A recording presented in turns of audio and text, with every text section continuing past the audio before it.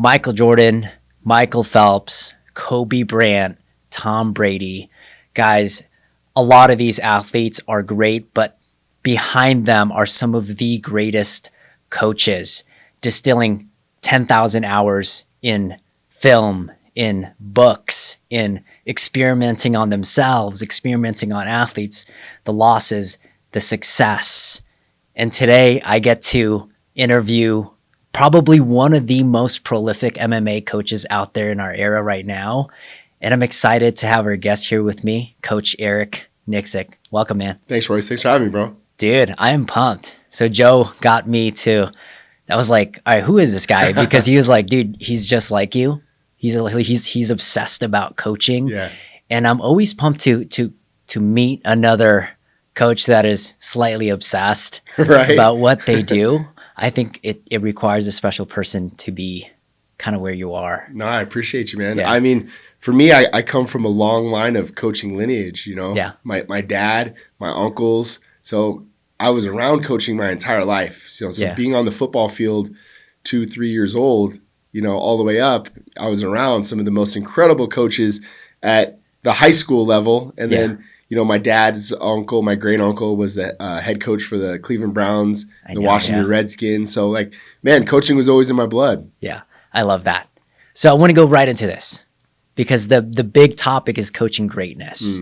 And I've been in this like training world for quite a long time, PT 24-hour fitness, started this gym. But one of the big things, I remember when I was a trainer that I started getting some of these big athletes. I started to get entrepreneurs. I started to get actors. I started to even get a few professional athletes. And then one trainer came in and was like, how come he's getting all of the best athletes? And she eventually quit. But I wanted to unpack that. How are you able to get, I mean, these guys can do these research. Just type in Eric Nicksick, you'll find him everywhere. How are you able to get 40 plus professional athletes? Some of them are, a bunch of them are champions. How do you think you've navigated and attracted that level of talent to you, one, and then to your team? I think you have to be able to kind of change your outlook. Or my dad always said, like, to be a good coach, you have to have like a ball of janitor keys, right? And you have to have certain keys to open certain doors. Everybody learns differently. Everybody is taught differently. Everyone, you know, their approach might be different. Hell, why they even get into this sport that we're doing? So as a coach, you're going to have to try to find ways to tap in to be able to connect with that particular fighter. I think a lot of great coaches are afraid to kind of step outside of who and what they are. Now, don't change your standard. Keep your standard the same. But your approach might have to become different. You might have to, for example, Francis Ngannou, he has to understand the reasons why behind the technique. Right? So if I tell him, hey, Francis, I want you to throw this particular combination, but I don't explain to the reasons why, it's not going to resonate with him. Yeah. But if I say, hey, man, I need you to throw this because it's going to negate level change and you're going to stymie Stipe Miocic's wrestling, or you're going to do this, you're going to do that. So he understands the purposes behind it, then it resonates with him. Then he's more apt to do it correctly, right? Then there's guys like Sean Strickland, just a complete wild man who doesn't really take to coaching very well, but you have to coach him in spurts. But it's the way you coach him, the way you're able to talk to him in certain situations that is going to stick with him. Dan Ige, he's a film study guy. You're going to sit down and you're going to go over repetitions over and over and over where he does it time and time again. So to answer your question, I think as a coach, keep your standard and certain things that you need to have, but you also have to be able to kind of be a chameleon and fit to the needs of that particular athlete time to time. I love that answer. Yeah. So guys, if you're not listening to this guy right now, I'm telling you, he's one of the most prolific coaches because he's able to communicate things at entirely different levels. And you can tell just the obsession that you have between like how they move as athletes and how they're coached and how they're wired in their whys. The level of obsession, I think, is also attracting these athletes that are obsessed in their own fields. Correct. I think one of the low-hanging fruits that trainers need to know is like, if you want to train some of those highest level clients, you got to be them. You got to become a professional like them. Right. You might not be doing the same movements of them, but I don't know how many countless of hours of videos you've watched with some of your athletes and then some of your opponents. Can you explain how much work you do on that end? I mean, you nailed it. It becomes an obsession. So tape study just becomes a part of who and what you are. Now, take it one step further, it's also a great way to know what's going on in your field and show growth. Don't be so fixated on your particular fighters or your opponents that because you're missing out on a lot of study. So, for example, like Volkanovski's fighting tonight. He's a great guy that maybe I'll never corner against, maybe I'll never train with, but you can learn a lot from Volkanovski by plugging in the tape, and watching what other people are doing. So I always kind of use the analogy of like, if you're a sniper, you're only fixated on the target, but there's a lot of things going on in the environment that's changing, right? That's why you always have a spotter, somebody there to kind of help you. And that to me is like when you're tape study on other people that maybe you'll never even fight, or plug in an old tape of Fedor, or plug in an old tape of Dan Henderson. There's so much out there now as far as resources go that I think that like there's no excuse for you not to be able to learn. Back when I first started, you had VHS tapes, maybe some DVDs, right? Yeah. And guys were so like too proud to buy or pay for that because it was like a sign that you weren't smart. And I used to think to myself, man, I used to go to coaching clinics with my dad from high school level. We go to colleges because they'd open the door. And how do you run the pistol? How do you run the run and shoot? How do you do this? And all these high school coaches would flock to these colleges, and these college coaches would go to the NFL. So why wouldn't you do that in MMA? But it was like a pride thing. So coming over from football, it didn't matter to me. I was like, no, I want to learn. I want to be the best at what I do, but I want to see what the best are doing out there. How do I grow? How do I expand on that stuff? So that's my biggest thing, man, is like I love tape study. Fall asleep to it every night, Isn't that crazy? Yeah. So there's another lesson that you just distilled there. You've went so deep in mastery inside the football that you were able to apply that mastery into what you're doing now. There's this big frustration for me. I'll have coaches. You have a bunch of coaches. They're like, what cert should I get next? What cert should I get next? I was like, do the one that you have, but like dig deep and find all of the principles, all of the masteries, and then add something to it. Right. I think it blends really well. Like you have these athletes that are prolific in stand up. Right. In Brazilian jiu-jitsu or maybe wrestling. When is it okay to be like, let's add this to your game now? Man, it's such a great topic because in this sport, you're right. Like you'll get guys that will come in that will be specialty guys that get into MMA. Yeah. A lot of them will be kickboxers, right? And what you'll find is they work on something that they're already so damn good at, right? And what is the return on investment when you're working on, like you'll see guys that are kickboxers world class and all they do is hit pads. Yes. Do you think you're going to get maybe 1% better in a 12-month span on, you're already great, you're already world class at it. Yeah. But now if we can work on these other things and start bridging that gap, you're going to see leaps of growth in your game by working on the things that you're not comfortable with doing, right? Yeah. So with Francis, when he came over, okay, we sat down just like this to a meal. Tell me what you're afraid of. Dude, what are you afraid of? Like, you're the baddest man on the planet. You knocked out everybody, It's massive, yeah. You're scary, you're this or that. What are you afraid of? Well, my cardio, my wrestling. Okay, great. So now if we didn't work on one thing that had to do with your striking, do you think you're still going to hit hard? Yeah, I do. Okay. Let's start working on the things that you feel like we can help bridge the gap. Yeah. Because when you lost to Stipe, right, that feelings you had of like incompetent, inept, like I can't wrestle, I can't do this. Now in 2.5, 3 years, we're going to work on this thing. So when we fight this dude again, you're completely evolved. You're a whole different fighter. Yeah. Are you down with that? Yep, I'm down with that. So you need the athlete to respond correctly to the right answers as well. Yeah. But man, for me, like you see it time and time again.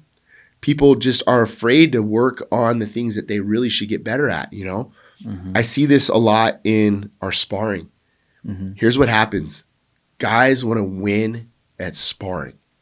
They want to win at practice. Wow. Instead of doing what? Work on their weaknesses. Work on your weaknesses. Now, there's times and places for that.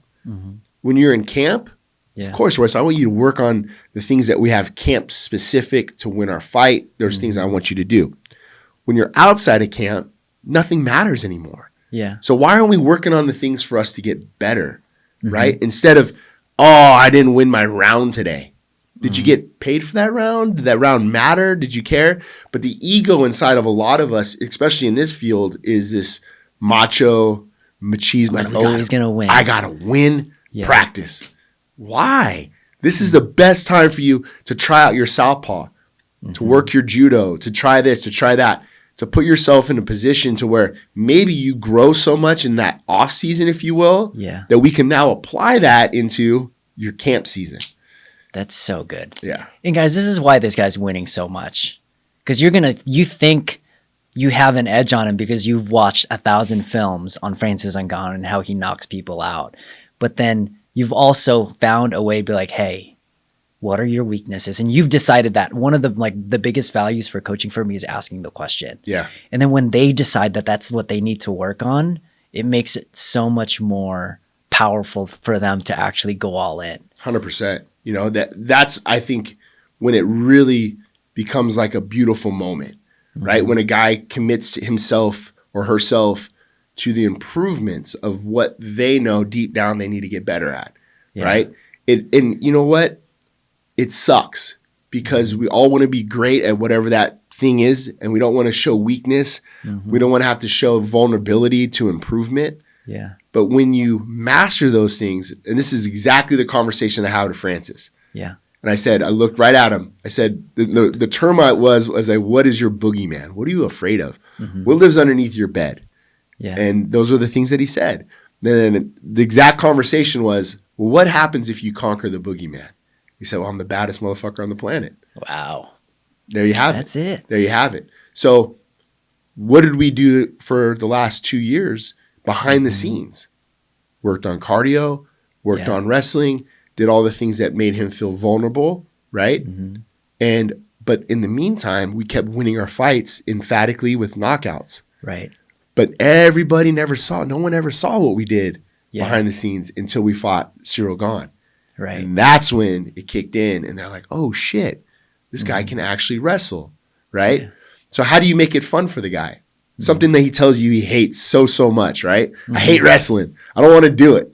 Okay, well, here's my theory. Let's make you an offensive wrestler. Let's teach you how to take people down and beat them up.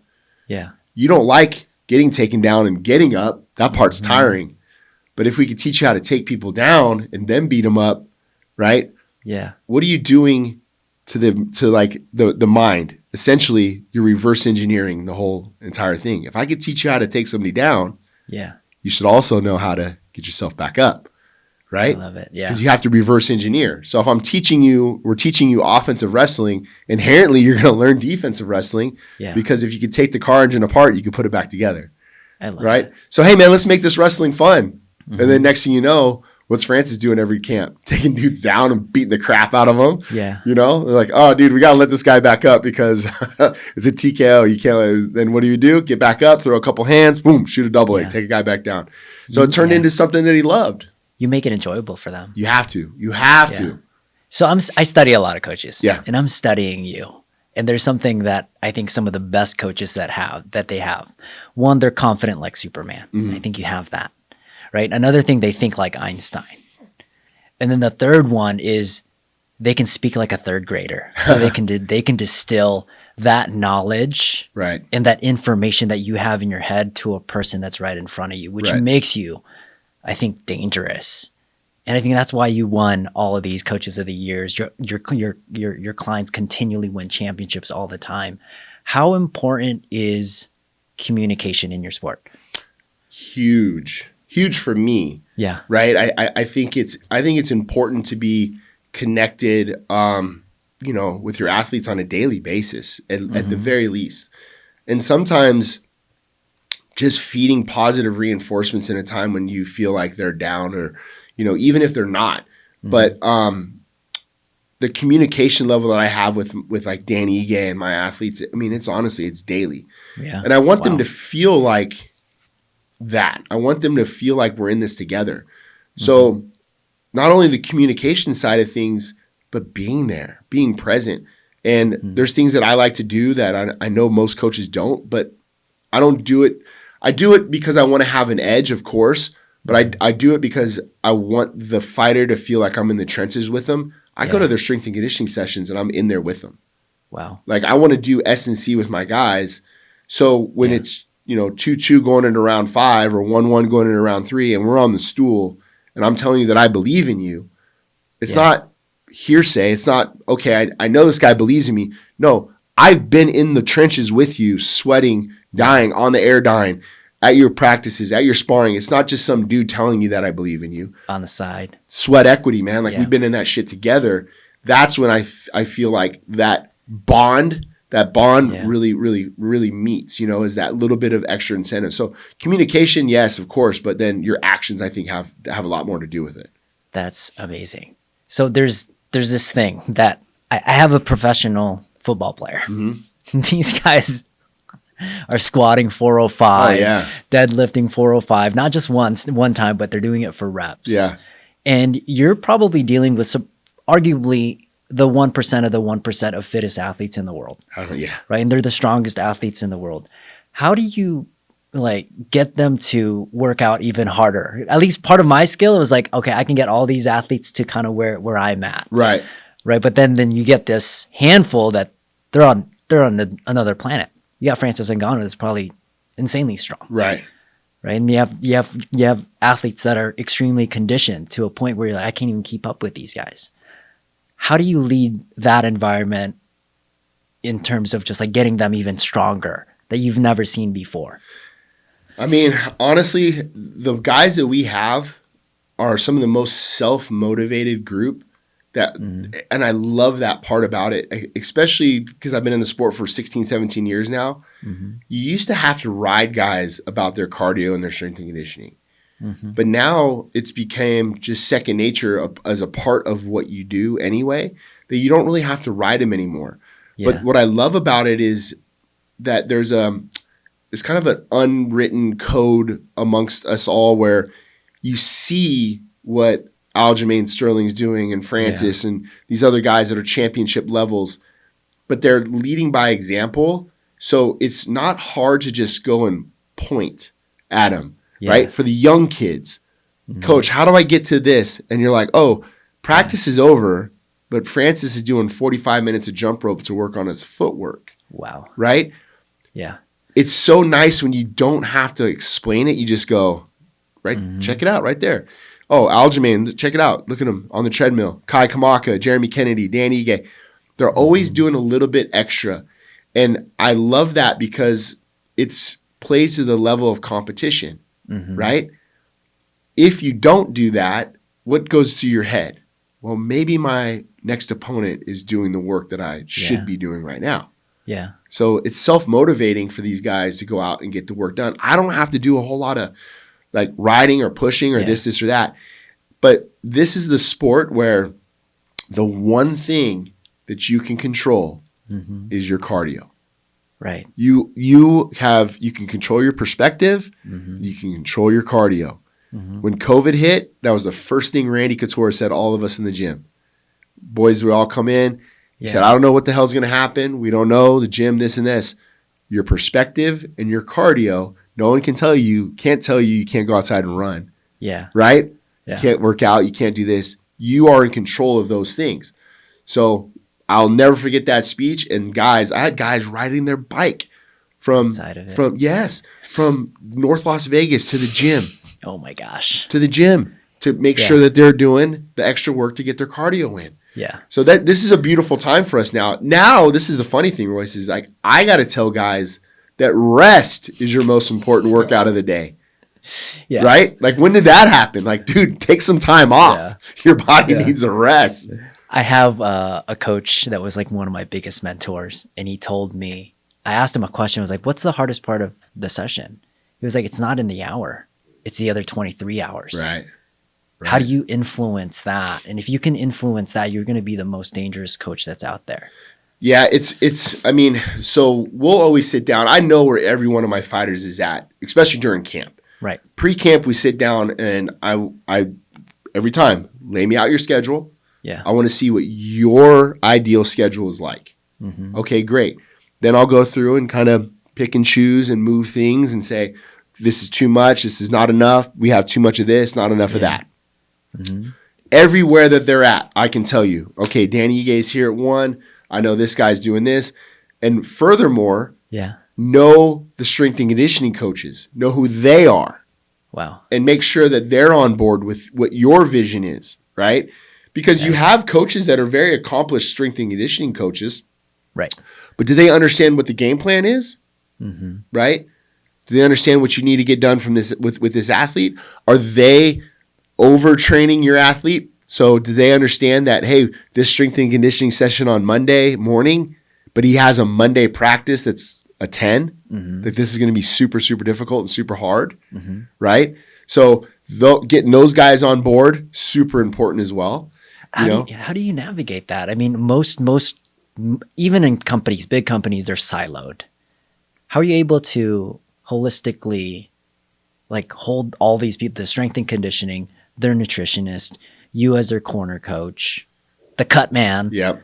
Like how do you manage that? Communication. Got to know them. Got to communicate with them.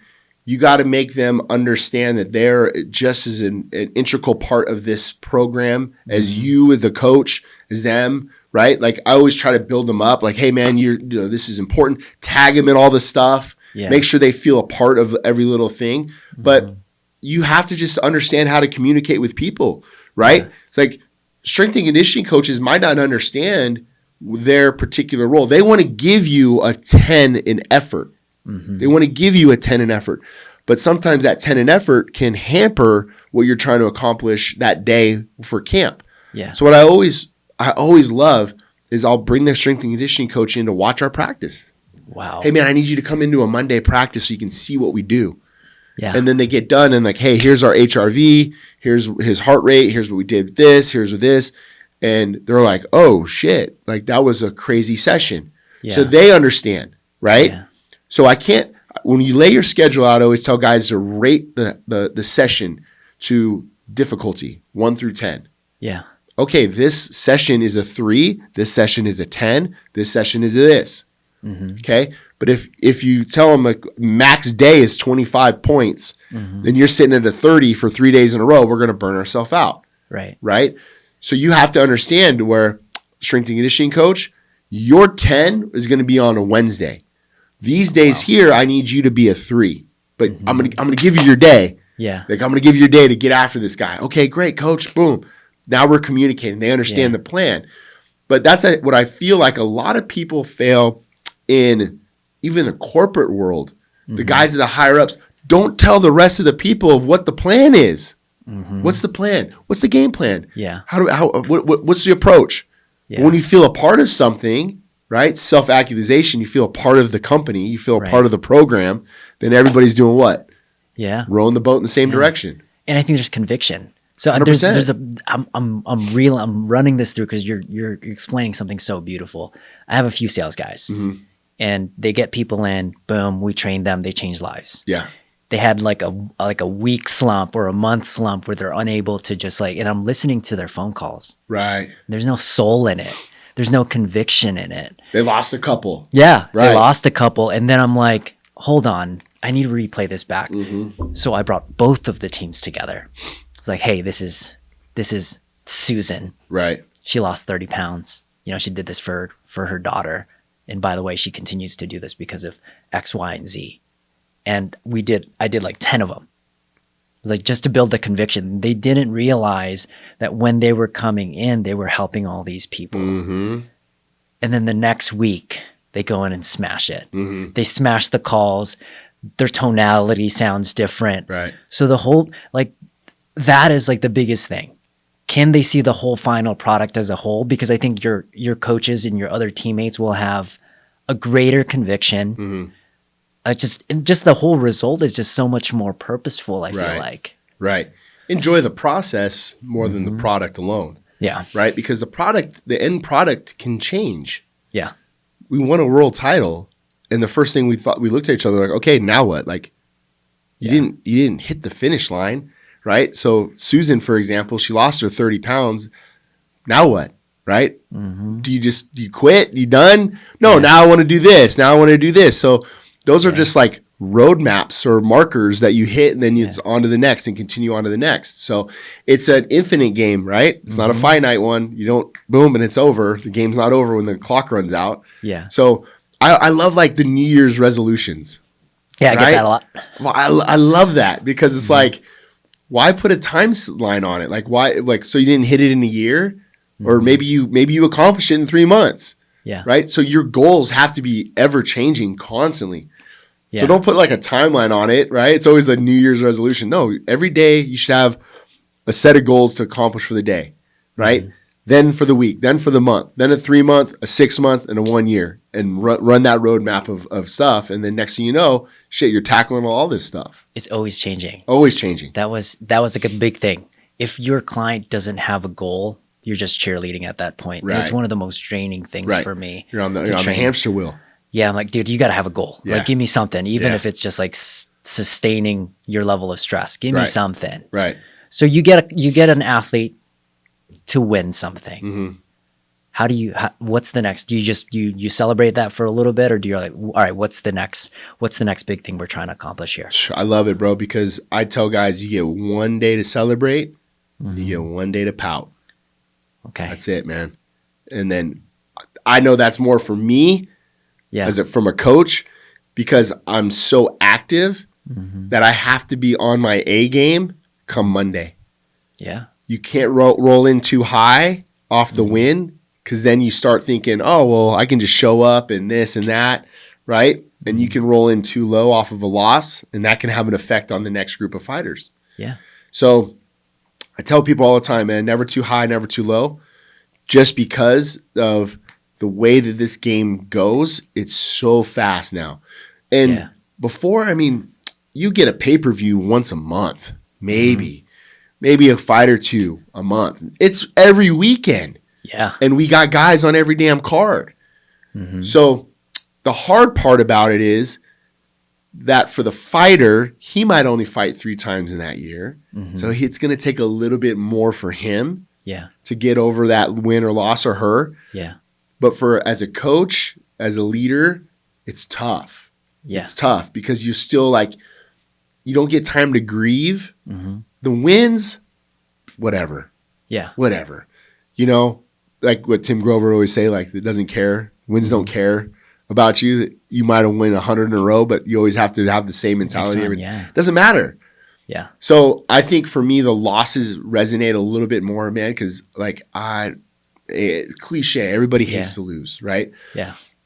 But here's what I tell a lot of my athletes. I even told my daughter this just recently. Don't get comfortable with losing. What do I mean by that? You see guys now and they lose a fight. Hey, coach, we want to hit the after party. We're going to get some drinks. No, I don't. There's nothing to celebrate, bro. Yeah. We lost. What are we going out to get drinks for? Like, I want to go back and see what we did wrong. Right. Like it hurts my soul to see us lose a fight, especially like a split decision loss like Sean had. Yeah. Right. I just wanted to figure out what we did wrong and how do we go back and become better. You know, I don't want to celebrate a loss at all. Yeah. Right. So I don't know, man. Like, I'm obsessed with this stuff. I have a really, really great resource in a friend of mine who was a tier 1 operator. And I love talking to him about this kind of stuff because he did it at the level of life and death. We're not at the level of life and death, but you can draw so much inspiration from people at that level because it puts things in perspective for you. Yeah. You know, and I was talking to my good friend about this after Sean lost. Yeah. And he's like, how do you feel? How you feeling, bro? And I'm like, bro, it's on to the next. I got this guy, this guy, this guy, this guy. Yeah. And he's like, man, like, it reminds me of when we went out on an operation. One of our guys got shot up. We had to go out the next day and operate. Right? Yeah. But think about that level of what these guys experience versus what we have. Yeah. Your buddy got shot up, but you have to get a clear mind and clear conscience and be on your best A game because you're going out again the next night. Yeah. So I start thinking about the way these guys operate. These guys are. You could always draw inspirations from people in all different fields, all different walk of lives. Now, I understand it's not life or death, but you have to have somewhat of that same mentality. I love that. Yeah. And that's how you leverage comparison. I think people get all sad and annoyed and like, don't compare yourself. It like destroys your happiness. But you can compare someone's other life and you can draw almost inspiration and collaboration from it. And then it puts things in perspective. 100%. What are people doing at the highest level? I don't care if it's real estate. I don't care if it's swimming, you know, tier 1 operators, weightlifters. Like Flex Lewis and I are like best friends. Yeah. Right? But I go and hang around Flex and I just watch this dude work and think about what he's getting into podcasting. He's doing this, how he runs his business. Yeah. Our demographics are kind of the same, but be around people that meet your level or raise it. Yeah. Right? And when I get around a guy like Flex, oh, dude, that dude raises my level. Yeah. But he challenges you too, right? But it puts you in a situation to where, man, like if you're running a race and you're running with people that are faster than you, it's going to make you run faster. I think success is contagious. Greatness is contagious. And you're 100%. Just like, what am I doing? I need to step my game up. Dude, you nailed it. Yeah. And not only that, surround yourself with people that are cheering for your successes, that are generally happy to see you win. Right? To see you win. And that's the thing I tell guys all the time. Success is not finite. It's infinite. There's enough to go around for everybody. Yeah. Right? Like they're going to run out of success at the store. Like, dude, sorry, we're all out. Yeah. There's plenty to go. So why not put that out in the universe for your closest people around you and cheer on their or be happy for their successes and cheer on for their successes. Yeah. And I found that for me, once I started to kind of have that outlook, what happened? It opened my heart and mind for success to find me as well. And it just shows that's why you have 40 professionals, because there's plenty of success to go around. Tons. I was watching a video. I did like 3 hours on you, by the way. I feel weird just watching that much film. But you know, I think that's the advantage of just one. It's an advantage and disadvantage. You can watch a lot of people. Right. But I wrote one thing down, and it's probably something that not a lot of people would write down. But then there was a particular fight where one of your clients or one of your athletes was getting booed. And you got that information. And you took that information and you turned it into power. Yeah. And you said, when they're booing louder, you're actually winning. Correct. And I love that, because I tell my guys, like my athletes that are losing weight, they're cutting weight for a deficit because they're just not eating enough carbs. There's going to be a moment where you're going to want to crave everything. Right. And a lot of times people think they're losing, but you're losing a ton of body fat, and you need to go through that. The best coaches, this is why it makes you great. You can take information, you not only make it neutral, right? You use it as power. Yeah. Yeah.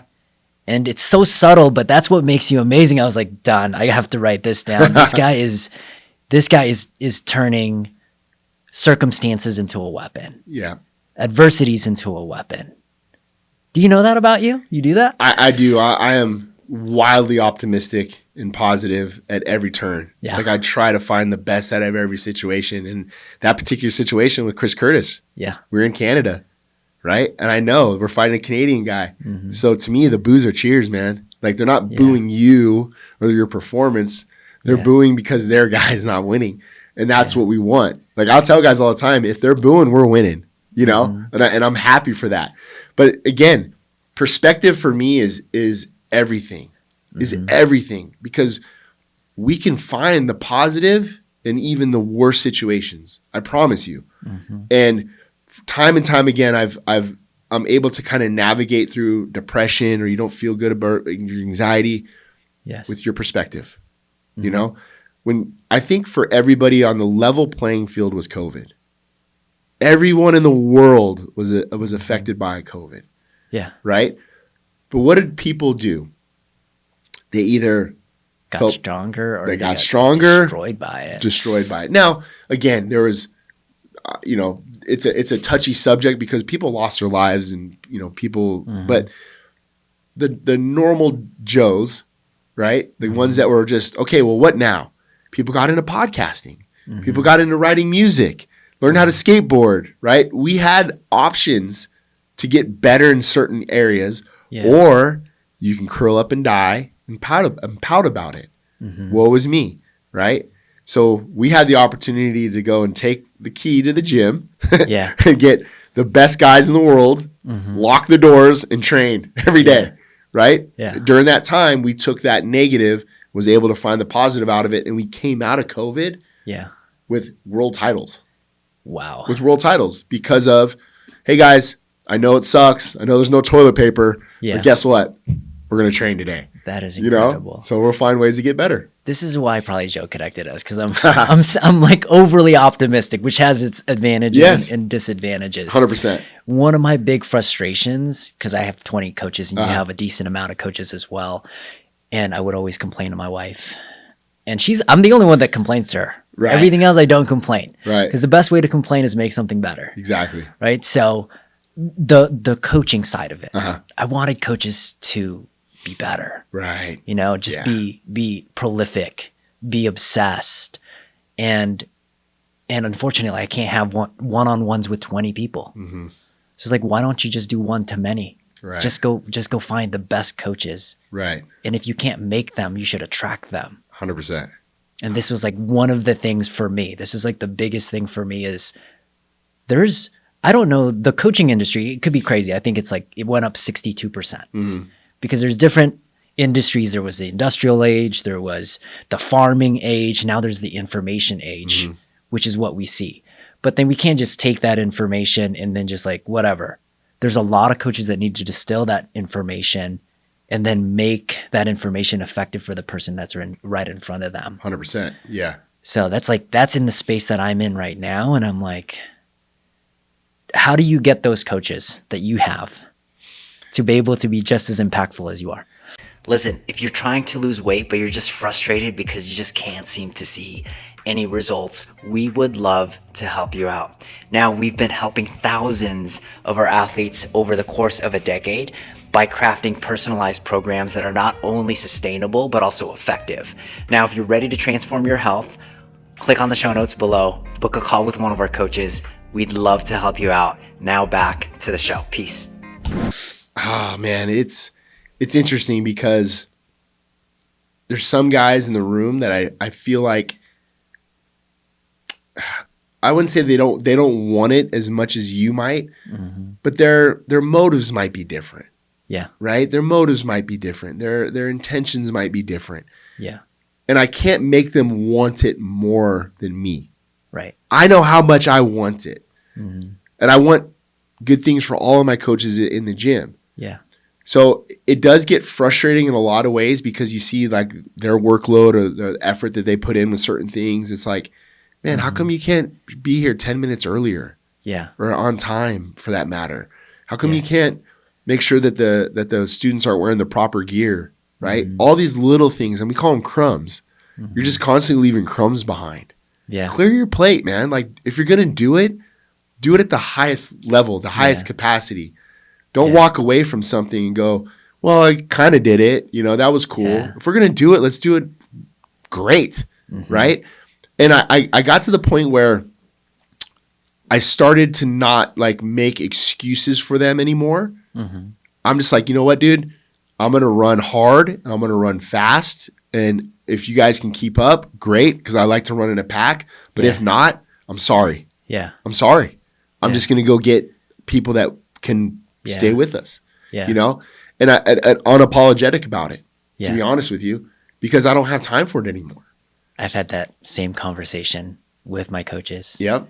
And dude, you're going to love this because I interviewed Deborah March, which is a mayor for Henderson. Yeah. And we talked about like different levels of leading 1 to 3, 3 to 30, 30 to 3,000. And from 1 to 3, it was just if you improve yourself, you're going to get 3 leaders 100%. just naturally. 100%. And then from 3 to 30, you have to like pick your 7, give that 7 as much as you can. Those 7 are going to run really, really fast with you. And then what was really cool was the 3,000 where it changed. Right. It was like 3,000 is different or 325,000 is different. Right. So in the politic world, it's like 56%, 57% is a landslide victory. Right. So that means 40% or 50% dislike you. Right. And what she said was, you have to change the relationship with that. You know, you're running really, really high and you're doing really, really good when 50% of them no longer see your vision, no longer agree with you. And I was crazy. like, oh my gosh. Yeah, I never thought of it that way. You're about to hit that stage. Yeah. And it's hard for me because I think that like they're just with certain guys in the room, you know, I want them to feel what it feels like to win a world title. Right. I want them to feel what it feels like to make that huge payday. Yeah. Right. I want that for them, you know, but sometimes they don't want it for themselves. And I can't, I can't like dwell on it because I just don't have the time anymore. Yeah. But what I can do is lead by example, right? There's not a toilet I haven't plunged. I mop the mats every day. I do everything as I would when I was a day one guy at Extreme Couture and versus coach of the year. I don't care, right? My mentality stayed the same because I'm just going to lead by example. It's not below me. It's not above me. I'll just do it. Yeah. But what happens when you see, you know, coach mopping the mats? What does it incite? Yeah. People go, hey, I can mop the mats too. Coach can do it. I can do it. Or, hey, coach, let me grab that bucket. Let me mop the mat for you. You know what I mean? Let me get that done. So for me now, I'm just like, yo, either keep up or get out of the way because I'm going to keep going and doing my thing. Yeah. So you're a huge lead by example guy. 100%.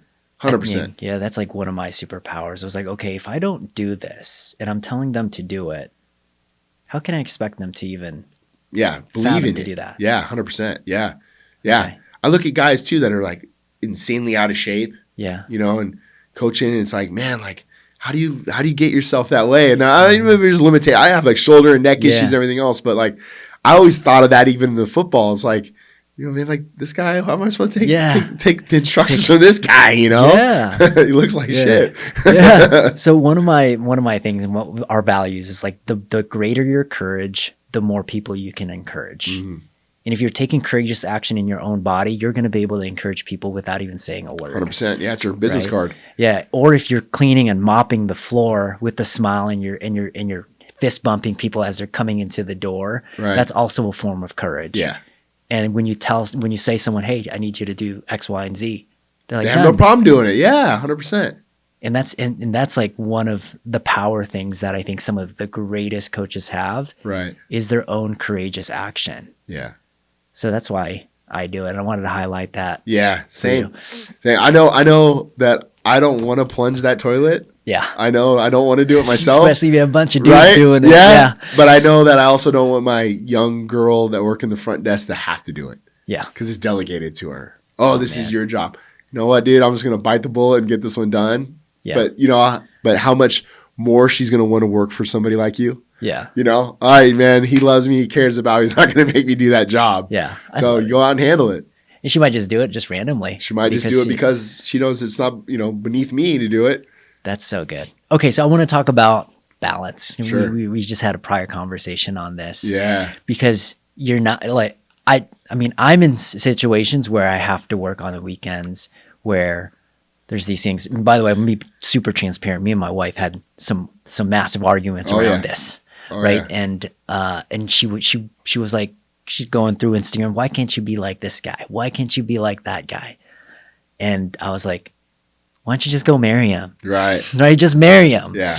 You know, and it got to a point and then we had that conversation and I was like, listen, this is the season that I'm in my life. I want to include you as much as I possibly can. I'm going to be the best father. I'm going to be the best husband, but I love what I do.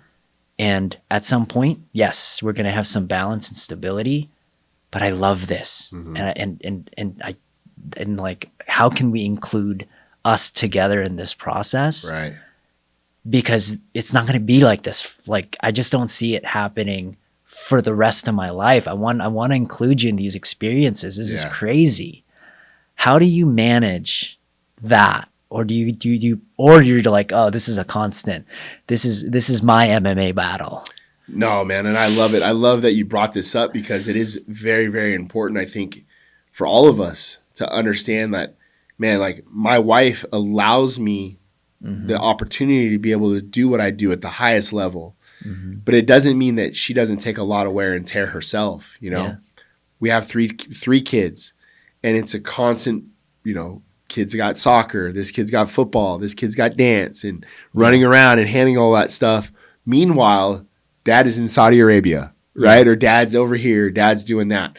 Yeah. The balance thing to me is never finished. It's never done. You never really master it. Yeah. It's a constant daily battle of trying to find homeostasis between the two. Teddy Atlas, the first time I ever met Teddy Atlas, okay, the first thing he ever said to me, right? And this is a guy who I look up to, who I think is one of the best boxing coaches, but just a legend in his own right. Never said anything to me about a boxing technique. He said, how many guys are you coaching right now? Yeah. And I was like, I don't know, like 20 or whatever it was. Yeah. He's like, cut that in half. Too many. Wow. Okay. Right? And I was like, okay, like, and he goes, how many kids? Like, we start going on the stuff. And here's what he said to me, and this really resonated with me. He said, every morning you get up and you get 1 cup of water, right? That's your time. That's your 24 hours in the day. Yeah. Now, what's important to you in your life? What are your main things? You have your gym, your family, your faith, whatever it may be. Those things are empty cups. And those cups command a certain amount of water every day. Yes. But you're over here and you're dumping all your water in MMA. Things. Yeah. Okay. How much water are you putting in the family? How much water are you putting in the faith or your finances or this or yourself? All these things. And he goes, I want you to limit the cups that need time, right? But I also want you to try to find, and this is like the first thing this dude ever said to me. Wow. And we're going on. And not only did he do that, then he gave me his own life experiences. He talked about when he coached Michael Mora, when he had this, when his son was this, and this, and this, and this. And I left that conversation so enlightened that it really changed me, not as a coach, but the dad and the husband that I was that day. So I started to look at that more and more. Well, how can I include my wife on these things? It might cost me a little bit of extra money, but I'm like, hey, do you want to come to Ireland with me? Can you make it to Mexico City with me? Can you come on this trip with me? So now not only are you spending more time with your significant other, but she also gets to see what the road life is like. Yes. Right? It's not all partying and hanging out and just kicking with the boys. It's stressful sometimes. It's actually work. Yeah. It's actually work. Now, when you have a companion who helps motivate and push and she's your support system, it doesn't become a liability. Right? Sometimes you might bring somebody on the road that's like, oh, dude, this is a bad idea. Yeah. But for my circumstance with my wife, we're high school sweethearts. We've been together forever. If anybody knows me, it's her. Yeah. If anybody knows that I'm not putting enough time in, she has no problem telling me. If anybody knows my worth, it's her. She's going to tell me, like, hey, you're undercharging or you're doing this or you're doing that. Yeah. But be open for the conversation of criticism. Yes. Right? There's a saying that I love you too much to leave you the way that you are. Right? People are so afraid to tell you something that they feel to make you better because it might hurt your feelings on the front end. Yes. It might hurt your feelings on the front end. So I'm not going to say it. Yeah. But really, if you're the person receiving that information, those are the types of people you want to have around you. Yes. Because what are they trying to make you? Better. Yeah. But we're so afraid of hurting somebody's feelings, man. Oh my gosh. gosh. So I love the fact that I have resources like my wife that help me with balance. And you might hear something that you didn't want to hear. Yeah. You're being a bad dad. You're not here enough. You're not doing this enough. And you're like, what happens to your ego? Yeah. And then you're like, you know what, man? Take a step back and listen and understand what they're trying to, the information they're trying to give you. It's only because they love you, right? And they're only trying to make you better. So, you know what? The balance thing for me has been one-on-one dates with the kids. Wow. So pick a night. McKenna, let's go. Where do you want to go to dinner? Let's go grab sushi. Just me and her. How's it going? Hey, turn your phone off. This is for me and you for this hour. Beautiful. Great. Love it. Avery, where do you want to go to dinner? What do you want to do today? Let's go do this. Little man, I'm with him all the time, Right. But disconnecting, because if I sat here this whole time and I just had my phone in my hand And you're just texting and we're doing Maybe I'm not even texting, but Yeah. do you feel like I'm engaged with you right not now? At all. Not at all. Not at all. Right? Yeah. We do team dinners with all the boys. Yeah. Your phones go in the middle. Yeah. You touch your phone, you're buying. Wow. This is the only time that I'm asking for all of us to be connected, to be together, Powerful. is the team dinner. Yeah. Right? So funny story. We're in Canada. I bring my wife. My wife's sitting to my right. Chris Curtis across from me. The whole team. Big table. This is the time that I love the most. Is the bonding, the team, the camaraderie, the boys, the girls, whatever. And we have this magician that comes up to the table. It's a really nice, fancy restaurant too. Kind of out of place, right? The meal, before the meal starts, we all sit down. We're getting whatever. And the magician guy does a little card trick here or there. Cool, whatever, bro. Then the food comes out. Yeah. And I'm having a conversation with Chris Curtis about his career. Yes. And like this guy's ups and downs and where he's at, just how proud. And like, I'm in this, like me and you talking right now. Yeah. And guess the magician comes rolling up for act 2. Yeah. I never break eye contact with Chris. Yeah. I go, get the F out of here. Yeah. This is my moment with my guy. Yeah. I go, we're having a family dinner. Yeah. I never even looked at this poor kid. Yeah. Oh my God. I said, this time is for us. And I care about this moment more than I even care about the fight itself. Yeah. Right? It's that 300 movie before they go out, they have their meals and they spend time with their family and they go to war.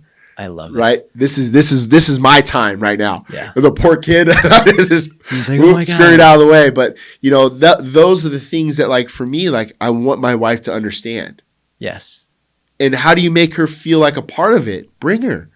That's hey, come so to the good. gym. I want you to see what I do on a day-to-day basis. Yes. When she sees me coach, He's in. he's in. He's so passionate about it. He loves it. He loves it more than this, and this, and that. So now I understand why he spends so much time. Yeah. Right? Now I'll give you one other thing for this. When your fighter appreciates the time that you put in with them just as much as anybody else, that's when the family gets behind that athlete. Yes. It doesn't turn into, this fighter takes my daddy away. This fighter cares for my daddy. And like Francis, for example, during COVID, he became part of my family. Oh my gosh. So when we won the title, me and Francis didn't win the title. Francis didn't win the title. The team didn't win the title. The family won the title. And that's when it's the most beautiful. Yeah. When the athlete genuinely cares not only about their coach, but the family that they are depriving time from, taking away from, that they care. I feel like these guys have to replay what you just did there. That was a master class. And I'm going to distill some of them really fast because I think that was just the most beautiful thing I've heard. And I've learned what you've learned like a year ago. A mark of a master coach deletes things. You've deleted so much. Like, it's not about to-dos. It's like, what am I going to delete for this to actually work? Right. I'm not going to do this, this, and this, and this to ensure that I have time with my kids. Right. I have time with my wife, and I have undivided time with my athletes. A mark of deletion as a coach is one of the most important like levels, at least I think, to be a master of what you do. Right. You're just removing things. Yeah. Yeah, 100%. But removing the fluff. The fluff, yeah. The fluff. The fat. And bro, like, well, I do some guest speaking at UNLV, and I go to like School of Business, right? Yeah. And the funny thing, we'll always do this exercise. Goal you're working on, something you're trying to accomplish, or I just don't have enough time. I just can't get this done, or I blah, blah, blah, blah, blah. Yeah. Take out your phone, Yeah. open up your screen time. Tell me how much time you spent on Instagram. It's like 4 hours. 4 hours in a day, Yeah. right? So don't tell me it's that important to you when it's you're making excuses for you just don't really want it that bad, Yes. right? You don't really want it that bad. You want to tell yourself that it's important to you because it sounds right. It sounds good. Yes. But if you really wanted it that bad, you would exhaust every option to make that happen, I love that. right? Yeah. And what do? They're like, oh, shit. Yeah. Yeah. And again, a sign of a good coach. good coaching doesn't feel good all the time. If you want to feel good, there was a quote. It was like, if you want to feel good, go get ice cream. But if you want to be coached to do better, find a good coach that's going to tell you the truth. And it's not going to feel great all the time. Right. And how many times for you, I tell guys all the time, when I jump their shit, if I ever stop talking to you, then I don't care anymore. Yeah. But I know what I'm telling you right now is tough love and it hurts. I'm yelling at you and I'm making you feel like a piece in front of all the rest of the team. But the moment I stop talking to you, I stop caring. Yeah. I don't care about whatever. Show up late, dude. Yeah. I don't give two craps about that. Yeah. At all. I think hard conversations are like the gateway to have greater connections. Yep. And then anytime you have those with your people, you either break up or you have this massive breakthrough, and then sometimes those breakups are, thank God. Like, yeah, that's good too. Right? Like, all right. Yeah. And then you remove that energy out of your way to open up more space for people that are like, oh, dude, I'm here. I'm ready to work. Yeah. You know, you probably end up making more money off this person later on down the line, you know, or more, you know, an actually good relationship with somebody that you want to put time in. So here's a saying that I have. I have get tos and I have got tos. Yes. Okay. I get to coach Dan Ige. Yeah.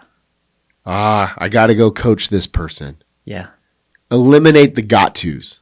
Right. The get tos are like, dude, I can't wait to go work with Paul Felder or Jeremy or this guy, right? Whoever it may be. Because I get to. That's a privilege. That's an opportunity. Yeah. Right? The got tos are, all right, I got to show up at 3:00 to do this, you know? Yeah. You don't want to do the got tos. That's part of like making a living, or I have to show up. I got to go to jury duty. Yeah. You ever hear anybody say I get to go to jury duty? Yeah. No. I got to go. I wish I would have had that my first 5 years. Right. Because now I get to choose. Right. I think you're in this state where you get to choose everyone that comes in. Well, what are got tos though? At least my got tos were like I feel bad, but it was like the soccer moms or right. But got tos are what though? They're reps. That's true. Yeah. They're reps. Yeah. So how do you fine tune your get tos? You have to have some got tos. Yeah. And got tos, they help pay the bills. They might be a situation for you to bridge the gap between A and B. Everybody's going to have them. Yeah. But again, it goes about perspective. Yes. Well, maybe I can try certain combinations with this person because they're never going to know what I'm working on, right? The soccer mom's not going to know this, or this, but in my head, I want to hold it for repetition on the pads. So maybe I can take it over to my higher level guys because I can use this as like target practice. Yes. Right? So they serve a purpose. There's an ecosystem to what they do. Yeah. Or have them available. But you're absolutely right. At the end of the day, we're at the level now. It's like they're all get tos. I get to because I mastered the got tos. You just reframed. You just reframed information again because we just talked about that. You reframed my got to into reps. Yep. Reps. And this is what makes you prolific. You're like, okay, this guy's using this to not empower him at all. Right. Target practice. Boom. And you're right. Yeah. Like, I don't think I would be at the level that I'm in if I didn't do those got tos. Right.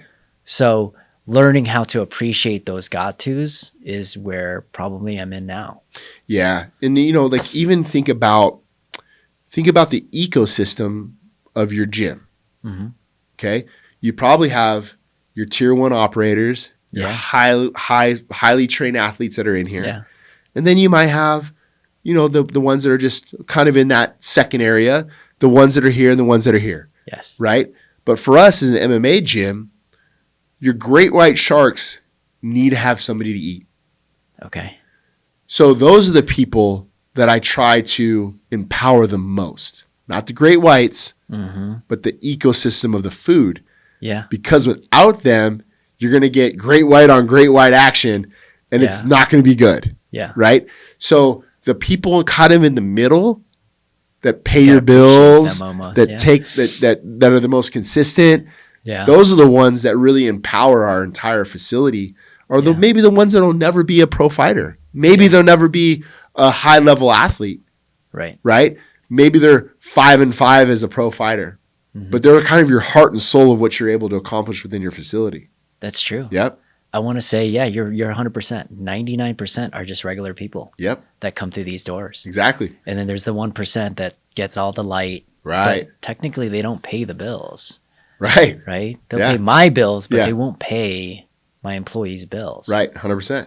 So you have to almost appreciate that whole ecosystem. Sometimes you have to cherish them more. Right. Just like the others. Reward them, give them the love, right? Like those are the people when we win a fight that I make sure get tagged in the post.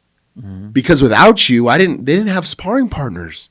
That's true, yeah. So we were able to work and accomplish these goals and find the way to get a win because you gave your blood, sweat, and tears and your time to us as a teammate, right? Yeah. I have a guy, Chris Thompson, one of my best guys in the room, like teammate wise, and he has some he's good. He's probably a 500 fighter, right? Got some wins, got some losses. Guy's really, really good, technically good, but he works a job. Yeah. But we bring him in all the time to help. That's awesome. How do you reward that guy? You look in our locker room, and our lockers are very, very selective to a small group of individuals. If you have a locker, you've made it. Yeah. Right? I made sure that dude had a locker. Does Chris Thompson, out of the names in the room, is he one of the higher level guys? No. Yeah. But what he provides for everybody in that room, he's just as an integral part of what we're able to accomplish. So I want him to feel that, hey, bro, we love you, and without you, we're not where we're at. Right? Oh my gosh, yeah. One of my coaches had to check me on this because I highlighted all of my star players first. Right.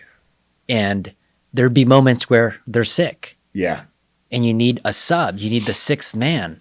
I think when you've watched the Spurs, they had Ginobili. Oh yeah, yeah, right off the bench. He's right off the bench. So it's like we need a sixth man, and you not only need it, you need to celebrate that sixth man. Who is that sixth man in your roster? Because he's also responsible for creating champions. Yes, yeah, 100%. And when you make them feel like they're just as important as anybody else in the room.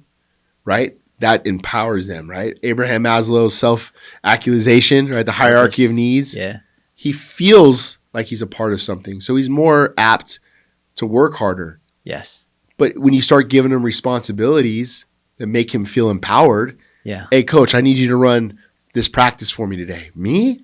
Really? He's like, yeah, man, dude, you're my guy. Like, I need you to run this practice.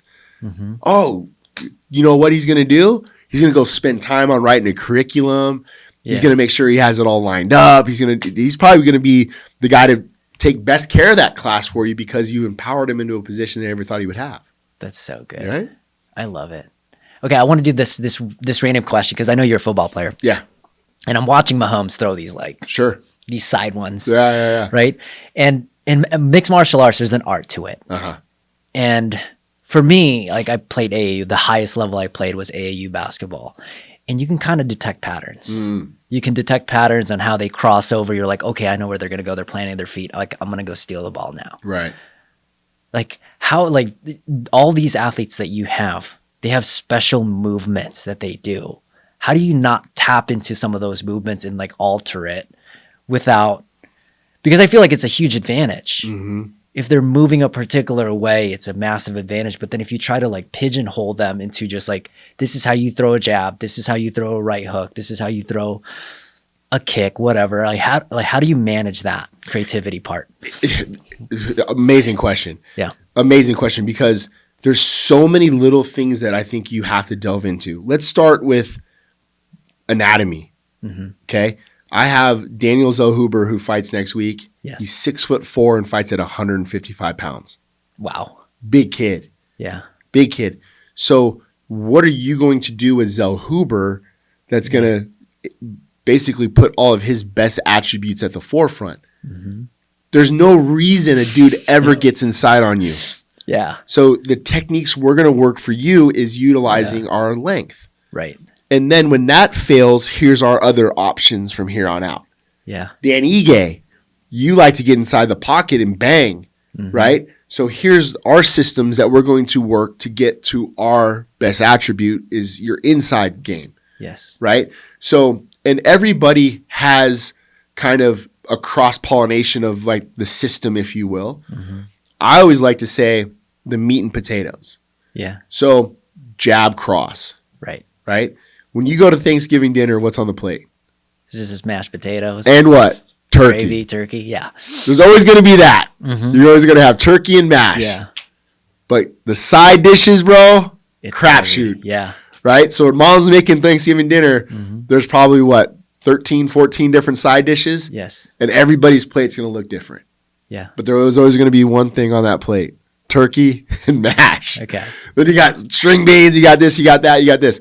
Well, my job as a coach is to prepare all the side dishes and allow you to put what you need on your plate. Wow. Here's options. Mm-hmm. Here's an option if this happens. Here's an option if this happens. Here's an option if we decide to do this.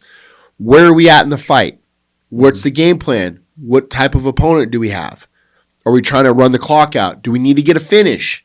Mm-hmm. Right? Here are all of our options. But the main thing for you as the athlete, because the A in MMA is art.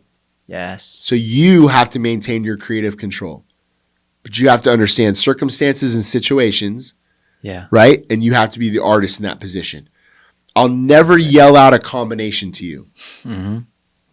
Royce, I need a blah, blah, blah, blah, blah. Yeah. Because by the time I think of it, process it, say it to you, you process, that combination is long gone. Yeah.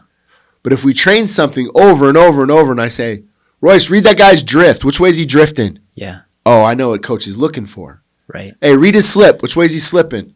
Mm-hmm. I know what he's looking for. There's probably about 10 things you can do. But I'm looking for one of those 10 things that I present to you when you see what I call out. Yeah. Now again, goes back to the artist. That's okay. so good. We've left you with everything. I gave you the paint, right? And here's your canvas. Your picture is going to look a lot different from this person's picture, but understand your situational awareness. And this is why your athletes are so dangerous, because you can't predict. You let them paint their canvas. You understand the game so well. And again, you distilled it in a way that I could actually absorb this, because I've watched MMA, but not the way you see it. You've turned it so simple for me to understand. It's so important to watch yourself. Mm-hmm. I tell my guys all the time, go watch yourself from a perspective of another coach. Wow. How are we going to beat you? Yeah. Be in the other corner. Watch your last 3 fights. If I'm breaking you down, how are we going to attack you? Oh okay, gosh. That gives me the things we need to work on, right? I have a lot of good colleagues in this sport. Yeah. Other high-level MMA coaches that I consider very good friends. Yeah. You know what I do all the time? Hey, coach, what do you do? What have you done in this position? Hey, if you were to fight Ige on this, what would you done here? I would have done X, Y, and Z. Yeah. Blah, blah, blah. I didn't think of that. Oh my gosh. I didn't think of that. Okay, cool. Thank you. Yeah. Use those resources. They're there for a reason. But people are so afraid to ask. Mm-hmm. Why? Because what does it show? Vulnerability, Yeah. right? So what? Yeah. One of the best in the world.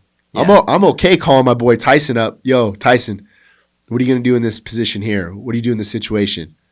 Right? Yeah. Oh, man, do you think he's going to go and tweet it? Oh, dude, Nicksick just called me and asked, what do you do off of this? Yeah. What an idiot. Yeah. No, dude. Like, we're all just everyone trying to get better day in and day out. Yeah.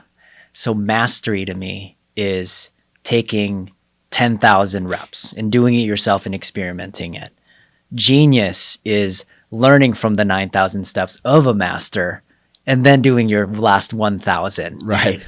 And that is like the biggest thing at the highest level of competition. It's not competition, it's collaboration. Right, 100%. And you're collaborating with the best coaches. You're studying their film. There might be books about their work. Right.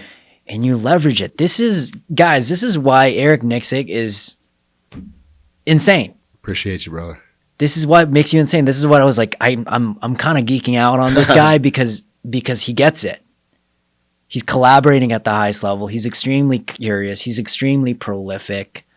Like this is what I want my coaches to see. I appreciate that. How genius you are at your work. And it's like, where did you even like that level of practice is so insane. I think it's probably from your coaching background and you've had a coaching lifestyle for so long. Just don't be afraid to ask questions, man. Don't be afraid to show vulnerability. You know, I had such a fortunate career where I had the best in the world at my fingertips. Ray Seffo, Dennis Davis, Mike Pyle, Randy Couture, just guys I was around. Mm-hmm. Don't be afraid to ask. Don't be afraid to be vulnerable in a position where it's like, hey, Ray, I want to learn how to hold pads. Yeah. The 6-time world champ K1 kickboxer, Ray Seffo, a legend. Mm-hmm. Well, I'm afraid to ask him because he's probably just going to say no. Yeah. What did he say? No problem, bro. Meet me here Tuesday, Thursday, 10 a.m. You're going to hold pads for me for 3 years. Yeah. Right? I can directly look at that position and situation that I was in and tell you, had it not been for Ray, I'm not sitting in this chair. We're not talking about this stuff. That is incredible. And I think that's like such low-hanging fruit. There was, I had a mentor, and he said, I asked him, I was like, how come everyone at the top, they just like want you to hang out with them? There was a guy with the box seat in general. He was like, hey, man, what are you doing on Saturday? You want to go to the box seat with me? And I was like, why are you asking me? Right. I feel so weird. And I asked my mentor, I was like, why do you think a lot of them do that? Uh-huh. He's like, just imagine if you had everything in the world and you got everything. You had everything. What would you do left? And I was like, I just give. Inspire. And that's what these guys want to do. Right. They want to give back. They want to inspire the next generation. They want to do that because that's what gives them juice now. Right. And they want you to experience the same win that you experience. 100%. There's something that that you can't explain. It's about your circle a lot of times, you know? Mm-hmm. Like you said, you have everything already you want, but I want to be around people that maybe I inspire but also inspire me. Yeah. You know, that bring good energy, good vibes, whatever. Yes. And I think for us, like a lot of people are so fixated on the final product. And a lot of times the final product is just money. Yeah. You know, I just want to earn more money. I want this, I want that. But if you're truly passionate and enjoy whatever the hell that you do and get up to go to work and enjoy going there, the byproduct is usually money. Yes. Or the successes that you want. Yeah. Right? But fall in love with the process. Mm-hmm. Fall in love with, man, I just love, like I'm dreading going out of town for 3 weeks. Yeah. So I love going to that gym every day. Mm-hmm. And I enjoy being a part of that process of like climbing and working, you know, and grinding, and just seeing the successes that we all have from that, man. But that's, for me, just honest to God, the day-to-days of, you know. Yeah, the value of the small. Yeah, 100%. That's one of the underlining things. If you want all of the valuables that's out there, the money, the fame, you got to have really, really, really have like strong values in yourself. Yeah. And the more you stack those on, you're like, dude, I just love the sport. Yeah. I love being in there. I love studying. Those values are what's getting you a lot of those things that you have. Oh, 100%. The standard, right? The standard, this is my standard.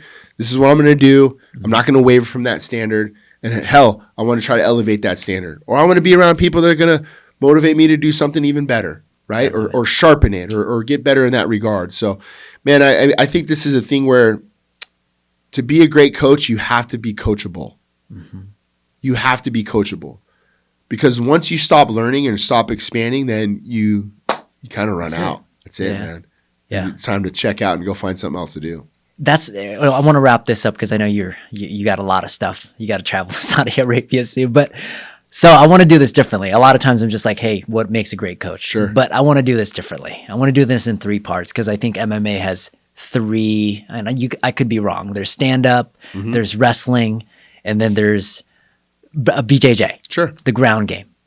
Okay, so for a coach to be dangerous in terms of values, what would those top 3 values be for a coach to be extremely effective in their sport? They could be a teacher, they could be a leader, they could be an entrepreneur. What are some of those values for you? As far as the sport or the intricacy of each one? Or just coaching in general. Like, what are the 3 values for coaching for you that makes a dangerous coach? I think number 1 is selflessness. Wow. Okay. I think that once we sign up for this, you mean this is a career of servitude, man. It is. It really is, bro. Your phone is never off. Mm-hmm. You know, I feel like there's coaches and there's trainers, right? I think a trainer is a guy who just does the minimum, counts the reps, watches the clock. You know, but a coach really becomes part of that person's persona, their family, their team. I want to be at a level to my fighters, to my athletes, that they say, I don't want to go to battle without you. Wow. I need you to wrap my hands. I need you to be on the road. I need to be able to look at you in between rounds, whatever it may be. I want that vibe with my athletes. Wow. But how do you get there? And it's really just time. Yeah. It's reps. You know, I had my 20th pro fight with Danny Ige. Wow. Right? 20 pro fights together. Yeah. I'm in double digits with most of my athletes now of fights we've had together. Okay. So it's an investment. Okay. But that investment is going to be really that time, that servitude, man. Like so we got selflessness, servitude. Is that combined? No, I'd say combine it. Yeah, combined. Okay. What's that? Two more. I would say attentiveness. I think is very important. Is understanding your surrounding, understanding what's going on with your athletes. Yeah. You know, communication with those athletes. Okay. There's so many different byproducts that you have to be in tune with. There's a family that goes on. There's kids that are there. There's things that you need to understand. Yeah. There's the crowd booing. There's like, why are you fighting? Right. The whys. Who are you? Right? Why? Strickland has his own reasons why he fights versus Chris Curtis. Yeah. Know your athletes. Know who and what got him into this sport. Because there's going to be a moment that you're going to have to understand how to draw it out of them, how to get the best out of them. Yeah. So be attentive to your athlete. Why are you here? What got you into fighting? You know, what motivates you? Yes. What are your whys? You know, I think that's a great way to look at it. So what are your whys, and knowing who and what your athletes are. Wow. Yeah. Give me one more, man. You're just feeding me. I'm thirsty now. Responsibility. Responsibility. And I think the responsibility side comes to when things don't go your way, right? Accountability, responsibility. I think those things are all a connection. Yeah. I think when things don't go right, you always have to look within yourself first. Figure out what you could have done better in that situation to be a better coach, a better friend, a better mentor, a better husband. Take accountability first. Yes. I think what happens when you do that is it puts everybody's guard down. Yeah. Right? Yeah. If something goes wrong and I walk in, I'm like, God damn it, Royce. Yeah. Why did you? Yeah. Well, I look at it as a situation where maybe I didn't train you well enough. Yeah. Maybe I didn't give you the right information that you needed. Maybe I could have been a better asset to you and provided you with the right things for you to be successful. I agree. I think your ability to responsibility is so key. Some of the best coaches can take circumstances and they respond. They don't react. Right. Reacting is like, let's blame it on other people. But then the way you do it is like, hey, listen, I think I did something wrong here. What could I have done better? How can I have been better for you? Yeah. Right. But that line of communication only opens doors for positive communication. It does. Other than the finger pointing that you see. But I see that a lot because of you'll see it time and time again with these athletes. They'll lose a fight and their first thing is they point. Oh, this guy and this and this. Yeah. You showed up late for 5-10 minutes every practice for 8 weeks. Yeah. How many reps do you think you missed out on in an 8-week camp? Right? You do the math. Yeah. 1,000? Jeez, You missed out on 1,000 reps because you decided to be late. You decided not to do these things, right? So before we start pointing fingers, let's assess here first. Exactly. Responsibility, accountability. And I've been a guy where, hey man, we lost a split decision to Drikas. Lost the world title. Yeah. Man, I should have been more urgent in the corner. I should have given you certain information. I should have said this better. I apologize. I'll be better next time out. No, coach, you did tell me those things. I didn't do what I could have done. I should have done this. You know what, man? I love that. let's be better together. Powerful. Right? That is insane. You gave us so much value just in this segment. But to wrap this up, number one, where can we find you? I know you have a bunch of fights lined up. Yeah. Right. And then is there a website for the couture? I'll put those all on the show. Yeah. Easiest way to find me is on Instagram. It's probably the thing I'm most active on is Eric_XCMMA. Okay. Yeah, that's where I'm pretty much most active on. I have Facebook. I never on there. Never look at it. Yeah. Twitter. I kind of peek at it every once in a while, but definitely more Instagram. And then Extreme Couture, man. That's where we're at. Okay. 16 years now there in that facility. So it's been a long time, man. You guys are constantly building champs, and I just can't wait to see the other champs that you guys continually. Yeah, we got some good ones coming up for sure. Dude. For sure. Well, dude, thank you so much for spending time with us. Absolutely, bro. It's my pleasure. It's an honor. And I'm pumped for your next fight, which is Francis coming up. Zellhuber will be next week. Daniel Zellhuber, Mexico City, and then I'll be out in Saudi with Francis. So Francis versus Anthony Joshua. So just keep climbing that ladder, man. I'm pumped for that. Me too. Well, dude, thank you for your time. My pleasure. And good luck, man. Dude, thank you. Thanks for having me.